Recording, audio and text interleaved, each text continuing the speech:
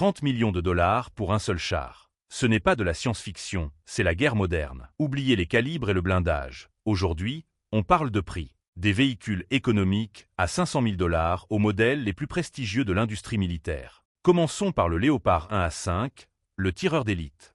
Il s'agit de l'entrée la plus abordable de notre liste. Son blindage extrêmement fin peut être percé par les canons automatiques contemporains, mais il embarque une pièce d'artillerie d'une précision remarquable ainsi qu'une optique performante. Sa cote actuelle sur le marché de l'occasion avoisine les 500 000 dollars, et des milliers d'exemplaires sont désormais extraits des réserves pour alimenter le conflit ukrainien. Vient ensuite le T-72B3M, l'ESM, le cheval de bataille russe. Il consiste en une coque de T-72 bon marché équipée d'un moteur puissant de 1130 chevaux et d'une optique thermique française. Ne coûtant qu'1 million de dollars pour la modernisation, plus de 2000 unités ont été fabriquées afin de submerger l'adversaire par le nombre. Puis arrive le T-80BVM, la turbine, le combattant arctique. Il utilise un moteur à turbine à gaz similaire à celui de l'Abrams, ce qui lui permet un démarrage instantané dans des températures glaciales où les moteurs diesel renoncent. Il représente une mise à niveau de 1,5 million de dollars sur des coques existantes. Avec plus de 500 unités modernisées, suit le Type 96B, la colonne vertébrale, le guerrier produit en masse par la Chine. Plus léger et plus rapide que son frère lourd, il a été modernisé spécifiquement pour les duels de chars et les manœuvres éclairs. Il coûte 1,5 million de dollars avec plus de 2500 exemplaires construits. Ensuite vient le TAM-2C, le chasseur de la Pampa, le char moyen argentin basé sur un châssis allemand de véhicule de combat d'infanterie. Il est rapide et léger, adapté au sol meuble. Le coût de modernisation s'élève approximativement à 1,5 million de dollars pour 74 unités. En montant à 2 millions, on trouve le Type 15, l'alpiniste, un char léger dédié conçu pour les raréfiés de l'Himalaya. Il transporte un canon de 105 mm là où les chars lourds s'enliseraient simplement dans la boue. Il coûte 2 millions de dollars avec 500 unités déployées. Vient ensuite le PT-91, le dur à cuire, la réingénierie polonaise du T-72.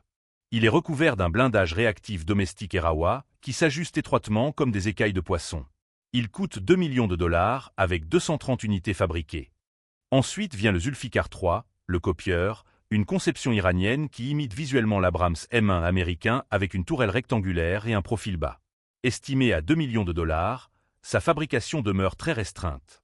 Suit le M2020, la vedette des défilés, la pièce de propagande nord-coréenne. Il arbore une apparence moderne avec des missiles montés latéralement, mais il manque probablement de viseurs thermiques et de contrôle de tir avancé.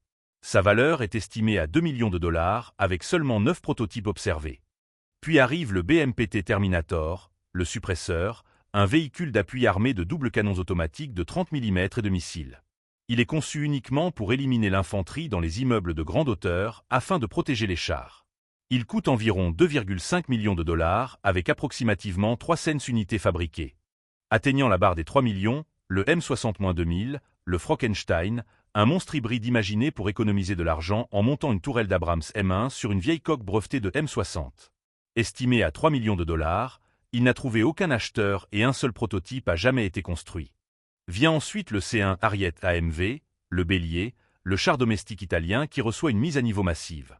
Le programme lui attribue un nouveau moteur de 1500 chevaux pour affronter les terrains accidentés. Le coût est estimé à 3 millions de dollars par char, couvrant 200 unités.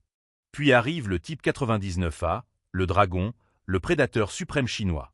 Il combine la conception à profil bas russe avec le blindage de tourelle occidentale et comprend un système laser éblouissant pour aveugler l'optique ennemie. Estimé à 3 millions de dollars, environ 1200 unités sont en service. Suit le Karar, le Plagiaire, le char domestique iranien. Bien qu'il ressemble au T-90 MS russe, il utilise une électronique iranienne et une nouvelle tourelle soudée estimée à 3 millions de dollars. La production de masse reste non vérifiée.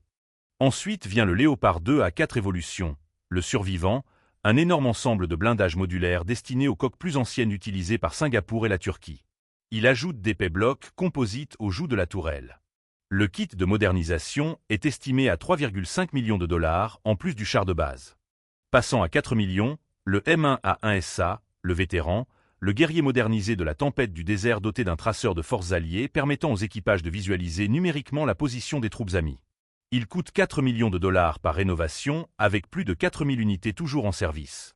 Vient ensuite le T-90M ProRive, la Percée, le meilleur char actif russe. Il corrige les points faibles des modèles antérieurs avec un blindage réactif explosif Relikt et dispose d'un viseur panoramique pour le commandant. À 4,5 millions de dollars, environ 200 unités ont été livrées aux lignes de front. Puis arrive le T-90MS, l'exportation, un T-90M conçu pour les clients étrangers, présentant une électronique plus propre et la climatisation pour les environnements désertiques. Il coûte approximativement 4,5 millions de dollars avec des centaines vendus à l'étranger.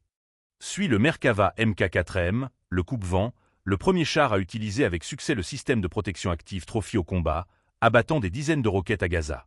Il coûte 4,5 millions de dollars avec plus de 300 unités actives.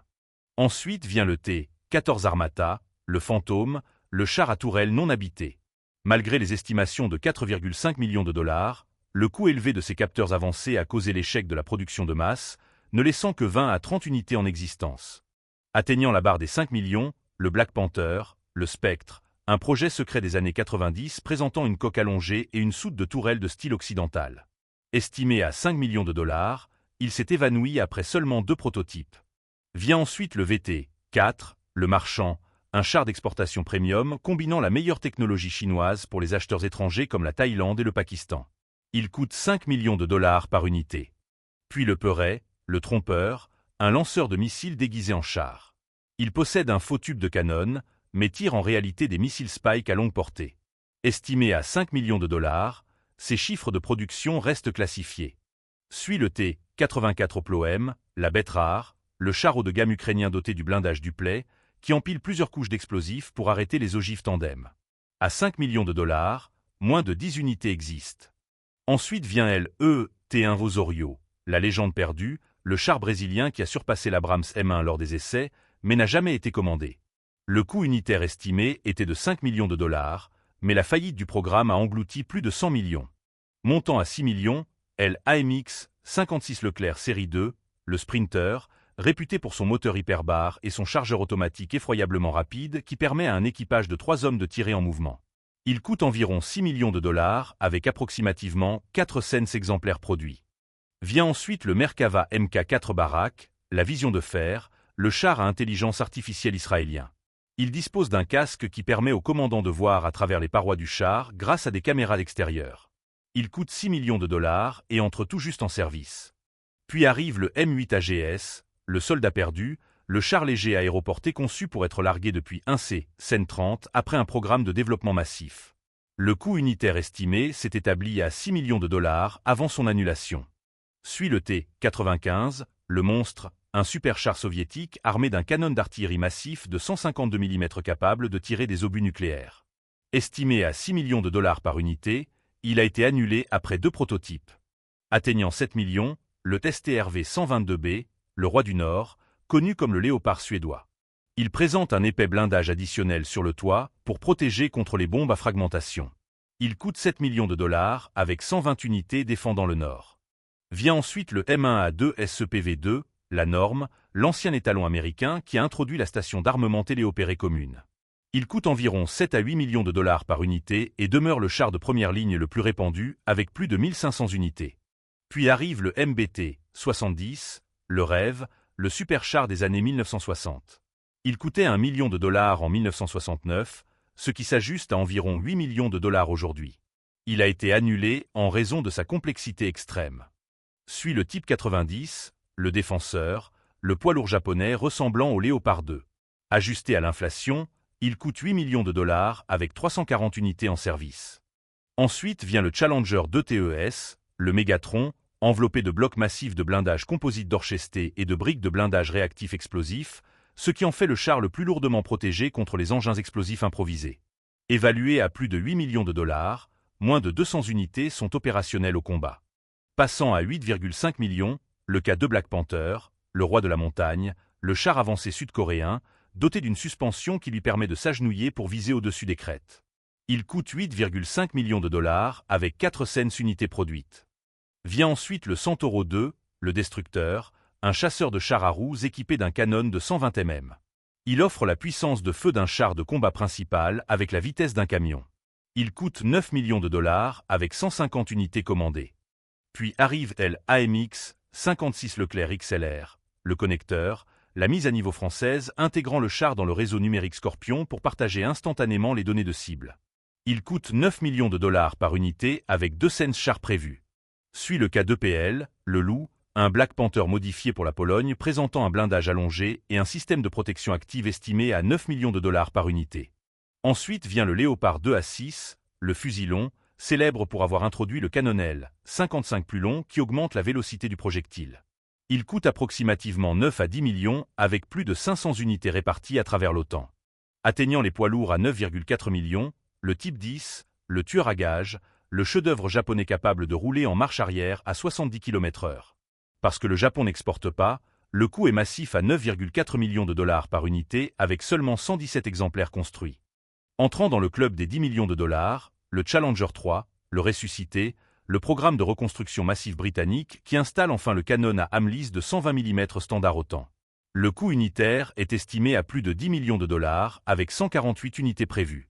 Vient ensuite l'Arjun Mk1A, l'éléphant, le char lourd indien pesant près de 70 tonnes et protégé par un blindage composite indigène.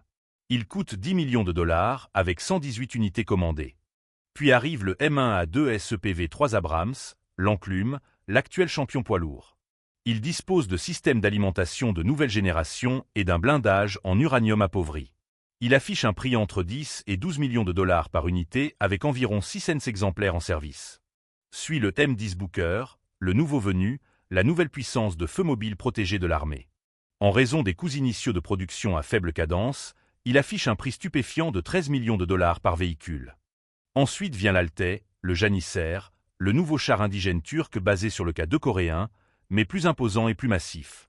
Le coût unitaire initial est estimé à 13,7 millions de dollars. Atteignant 15 millions, le MBT, la Fusion, le prototype de char de combat principal européen, combinant une coque allemande avec une tourelle française. Les coûts de développement sont estimés à 15 millions de dollars pour l'unique prototype. Vient ensuite le Léopard 2A7V, l'étalon or, la référence actuelle de l'OTAN, doté de munitions programmables et d'un blindage de coque renforcé. Il coûte entre 15 et 18 millions de dollars avec seulement environ 104 unités construites pour l'Allemagne.